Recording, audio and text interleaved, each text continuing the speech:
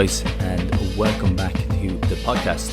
My name is Robbie Cassidy, and today we are going to look at how I use affirmations with clients and how I use them myself, I guess.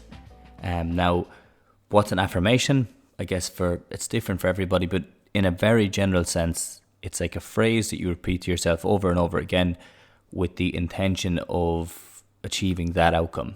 Okay, so in a small, I suppose you could say it's a subsection of goal setting or coping, whichever one you want to look at it, but it's definitely something that a lot of people use, a lot of people find so much benefit from, or really get a lot from, and it's something that keeps people, especially when you're going through rocky times, stable and keep you something to anchor to. So I guess to look at them, and I'm actually going to talk about them in a couple of ways. I'm going to look at them first, like, are they effective? Are they effective in a rehab setting, as well as are they an effective tool outside of that for life? And I'll give you my opinion on it. And then I also want to talk a small bit about law of attraction, and maybe some of you may have heard of the book The Secret, because I think in that book itself, a lot of it does come back to affirmations, and it talks about kind of thinking about what you want and feeling what you want and getting a good image in your head. So I suppose first off, are affirmations effective? It's a difficult question to answer. I think you have to come down to personal experience when you're looking at something like this, because in my experience, first off, I use them. I like them. I really actually like them. And it's something that I've used from a young age, something that I've always kind of fallen back on at different times for different reasons. I have my own ones, and ones that I use, and they're personal to myself. And then there's other ones that I use with clients. And often I'll kind of get the feelers out first to see if a client likes it. But in this, I suppose in this situation here, it was actually, I was on a call this week with a lady, and she was going through a tough time, a turbulent time. And she was talking about the affirmations that she used. And the ones that she was reading out to me were, when I was looking at them, I was thinking, wow, that's so long. Like, it was more like the page of a book than an affirmation. And I was saying, okay, perfect. If it works for you, grand. But when I'm looking at them, I like to keep them short and sweet, encompassing kind of what I value or what I'm trying to get to. And then I use them as like an anchor or something that can guide me. So I think if they're too long, now maybe if you have them and they're really long and you enjoy a long one, then that's perfect. But for me, I prefer one that you can kind of ream off and you can say it multiple times and you can really get a feel for it. Because I think, well, for me anyway, if I'm reading the book and I'm going through it, and if my mind goes off and thinks about something else, I'm going to have to come back to a certain point of it and read it again. So if it's too long, I'm just going to find myself losing focus on it. So are they effective? As I said, I like them. A lot of my clients use them. A lot of them find them very effective. So subjectively, they seem to have definitely an impact on a lot of people.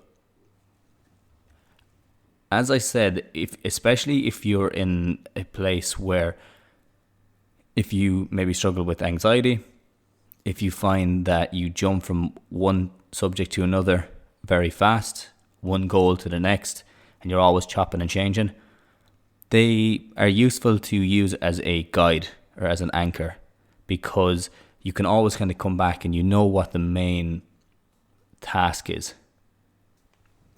And you're not jumping completely and changing your values completely. You kind of have a set of values that you use, and then the affirmation kind of reminds you of that in a lot of ways. Okay, or a set goal that you want to get to, and the affirmation can remind you of that. So it is really, really good as a guide, because when you do come back to it, it kind of settles you, it grounds you in a way. So that's why I think that they are effective in that context. Now, I'm going to look at it in like a rehab context as well, but I also want to talk a small bit about, and it's funny that I kind of start to laugh when I think about it, but because I never really thought that I would talk about it on a podcast too much. but is this idea of the law of attraction. Now, the law of attraction, for those of you who don't know or who haven't heard of it, it's basically that you attract certain things to you based off of the way you think and the way you feel. So if you're attracting positive things to you, it's because you think positively. If you attract negative things to you, that's because you think negatively. Now, with something like this, it's a difficult one to, I guess, understand, or it's a difficult one because you have to then accept that everything that happens to you is a reason, or and everything that manifests in your life is due to the way you think. And if you are going through a spell of things that are unlucky, then you have to, if you're living by the law, you have to consider that you were the one who attracted that to you, which is, in a lot of situations, not a comfortable thing for people to do. So I was a huge proponent of it before. I really was, and attracting a lot of things to you, and that it was was it the universe? Was it yourself? How was it, like, what was actually attracting to you? But with the year that I've had, I it's changed my opinion on it slightly. And I won't go into that now, but I will talk about I will talk about it in other podcasts. But I guess when you look at it, is the law of attraction real? Is it not real? I still sway on the side that it is real in a way, that there's certain things that you do attract to you. And I think that leaning on the side that I prefer to try work on it as opposed to completely dismiss it is the way I'm looking at it at the moment. Now, to a rational mind, outside of the fact that, let's say, there's some supernatural power that's controlling things and that's bringing things into your life and that's taking things out of your life, I think in another way it does. If you use affirmations to control the law of attraction, it can affect your subconscious actions. And I guess to give you an example of that is, with the way that you're thinking, and are you attracting things to you, or are you more aware of opportunities opening up? And for me, just a quick example of one that pops to mind straight away is when I was in San Diego.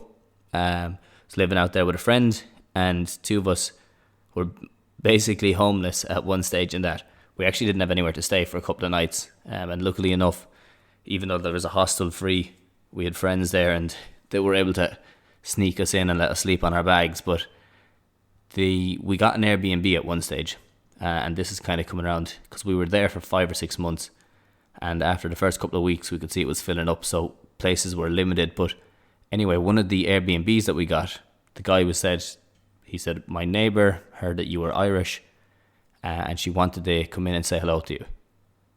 And we just thought nothing of it. We said, great, yeah, I'd love that. We'll chat away there. And it turned out she was a really nice girl from the UK that was moving out of her house, which was right next door to the Airbnb that we were staying in. So naturally enough, because it was on my mind that we were looking for a house, I asked her, who's moving into your house? And she said, no one yet. I can put you in contact with the person if you want. We kind of had a budget in mind, and it was funny the way it worked out, that it was actually worked out to be the exact budget of what we were thinking. It was the exact style of house of what we were thinking, a couple of blocks from the beach. It was funny the way it worked out. Now that was one situation, but for me then, when I look at the law of attraction side of things, was in another situation, if we weren't looking for a house and we did meet that lady, would have just come and gone, and that would have been the end of that conversation. But the fact that we were looking for a very specific type of house, because we had held out, that was the thing, there was other houses that were on offer that were maybe a bit more expensive, maybe a bit further back out of the city a small bit, so we were kind of trying to hold tough. But was it because it was top of mind and she came in and that I asked her? Or was it that some supernatural force had put us in connection or whatever? So it's an interesting one in that, like, when you look at it and you look at your life and you look at different situations and you look at different coincidences and how they worked out, sometimes it can feel like that there is a power there, or there is a law there, but not to go down that path too much. But yeah, it's an interesting one. So it's one that I often think about, and it's one that I feel affirmations tie very well to. And if anyone's more interested in that, check out the book The Secret. I couldn't tell you the name of the author, Rhonda something, I think. But yeah, it's a great book. It's a really interesting book anyway, and it talks about how a lot of the high performers use this similar way of thinking. So, to move on from that side of it, I think I'm going to just touch briefly on how you can use them in rehab. Maybe I'll give you a few options, a few types of short affirmations that you could use. And then I'm going to talk about some of the problems as well as how you can try to improve the effectiveness of them. So in a rehab setting, what I do is I often get people to focus on a specific outcome. Now, I get them to use it to calm the nervous system, but the goal is really to work on the subconscious side of things. Now, anyone who knows or has been listening to this podcast for a while, it's funny, because I've been away for a while, and whenever anyone asks me, how do you do physio remotely, I've kind of come to at least an idea of how you can explain it. What I say is, if you sprain an ankle, you can come to me perfect. That's no problem. But if you sprain an ankle and it's still there 6 months or a year later, that's the population that I work with mostly, because there's a lot more to that than actually just, okay, the ligament is injured and now we have to wait for it to heal. There's nervous system changes. There's a lot more to it, okay? It's a brief thing, but I was very happy to come to that conclusion that that's the easiest way to break it down. So how do you use it? Well, in these situations where your nervous system is overreactive and it's very protective of an area, you can use an affirmation to help calm it down, to help turn down the pain response, and to help turn down that tightness response as well. So what I would get is I'd often get them to use it as like a focus point. And in some situations, you can get them to use it as a coping mechanism. So a lot of people, when they get an injury, and especially if the injury keeps reoccurring, they get a very negative perception on their body and a very negative outlook. So using these positive affirmations, you can get them to change that outlook. That's the goal.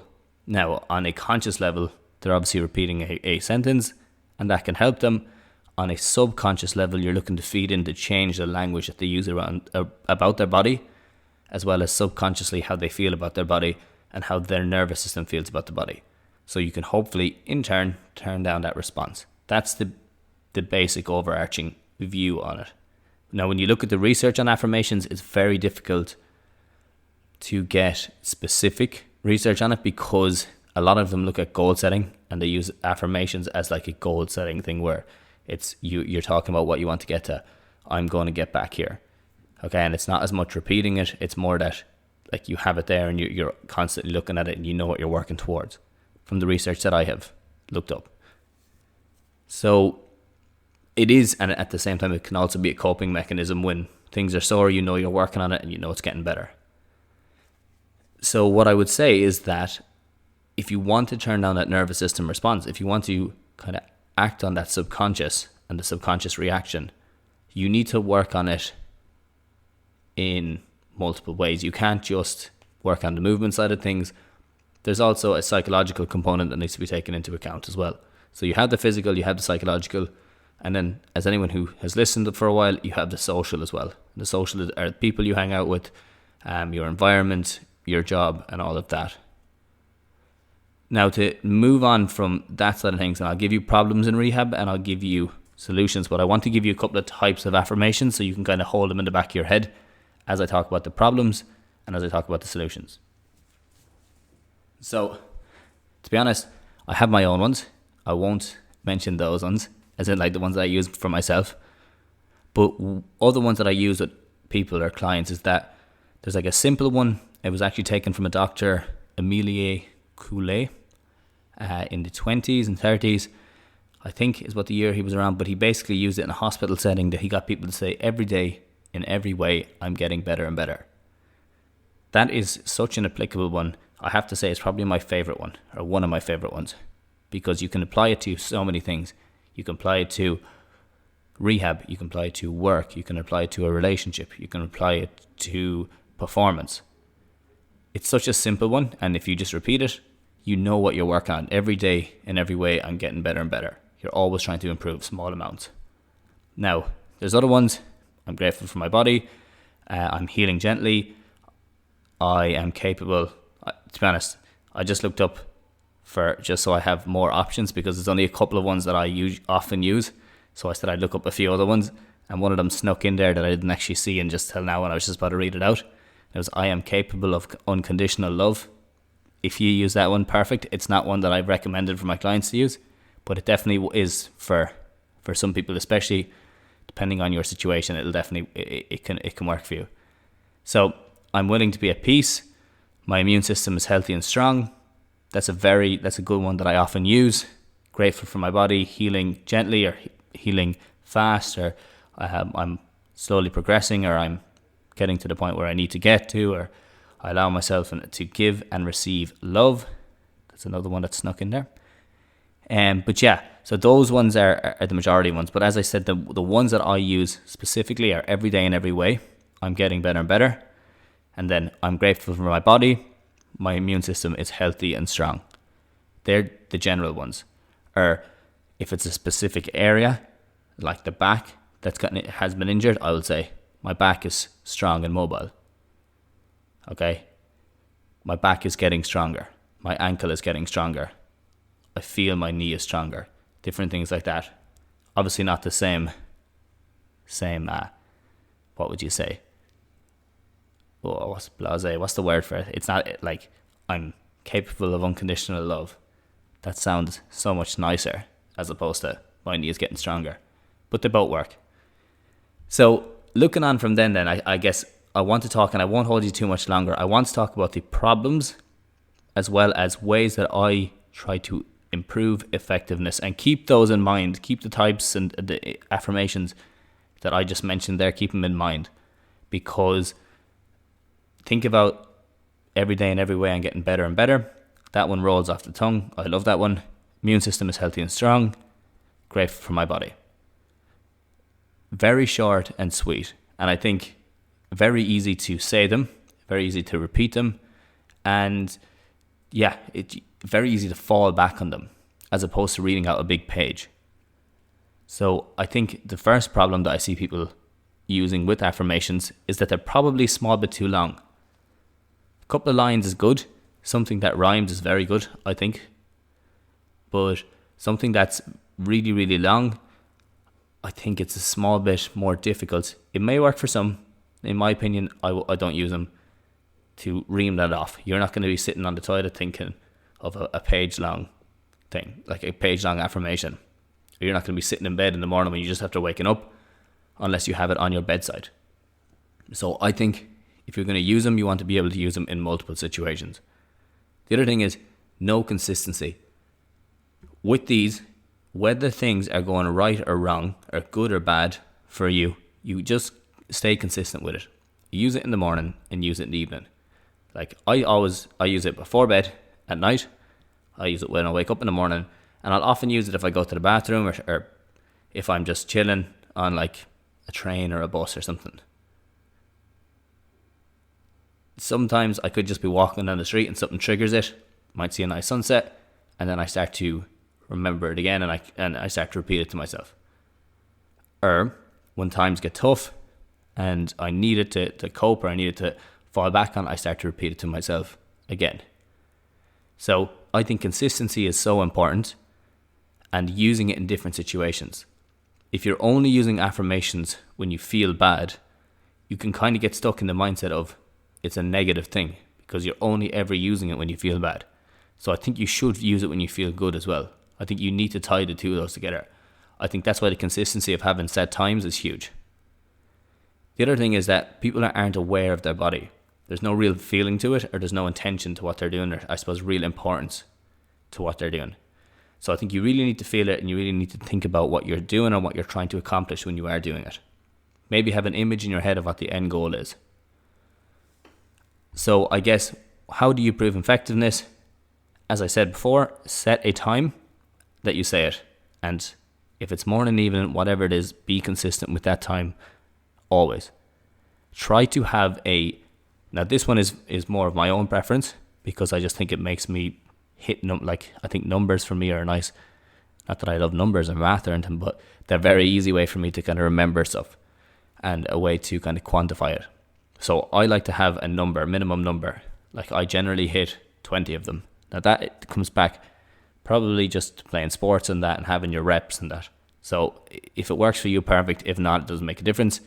But I'll have a minimum number that I hit 20 repetitions of it in a way. Very sports-like. I hit 20 repetitions of it. And then after that, I can stay going, or I know that I have my minimum hit. I think focusing intently on what you're saying and understanding what the outcome is huge. As well as like being confident when you're saying it, trying to calm yourself and trying to control your reaction. The number one, that let's say outside of setting a time and having your minimum number for saying it, the thing that I think works so effectively when working, and especially in a rehab setting, okay, and outside of it as well, I feel that it works, but controlling your breathing as you say it. So really focusing on slowing your breathing down, nice and controlled and nice and calm, because you're relaying those signals back to yourself as you do that. So nice and calm breathing, like really, really relaxed breathing, extend the exhale, and if you want, try get 4 or 5 on the exhale and 4 or 5 on the inhale. The idea of them being short and sweet really works into that. So you're calming yourself, you're focusing on the intention, and when you slow your breathing down and think about something, it gives you a different perspective on it, because you're not breathing really fast and keeping that in mind. What you're doing is you're relaxing your body, you're relaxing your mind, and then you're using language with a positive outcome. And I think that's really important. So if you can do that more often, as well as using it when things are going right, as well as things are going wrong, you will get a lot more from it. I would love to hear your perspective on it. I'd love to hear your perspective on, is there a law? Is there a force of nature? Or do you feel that it's more that it's your subconscious starts to get more in line with what you're thinking and you start to act in accordance with that? But that is all I'm going to talk about today. A small bit different to what I usually talk about, but I said I'd change it up a small bit.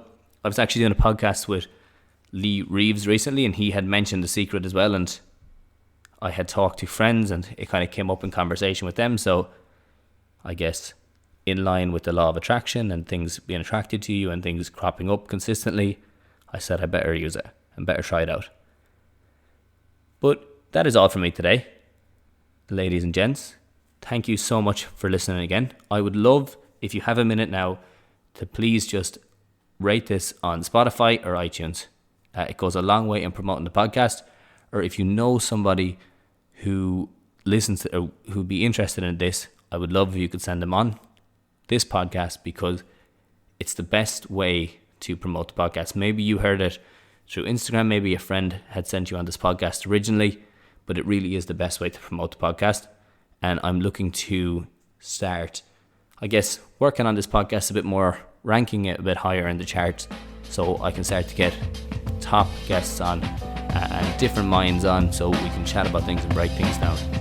And hopefully then that will come back and it will be even more interesting to yourself. So again, thank you so much for listening. I really, really appreciate it. And I will chat to you all again soon. Have a good one.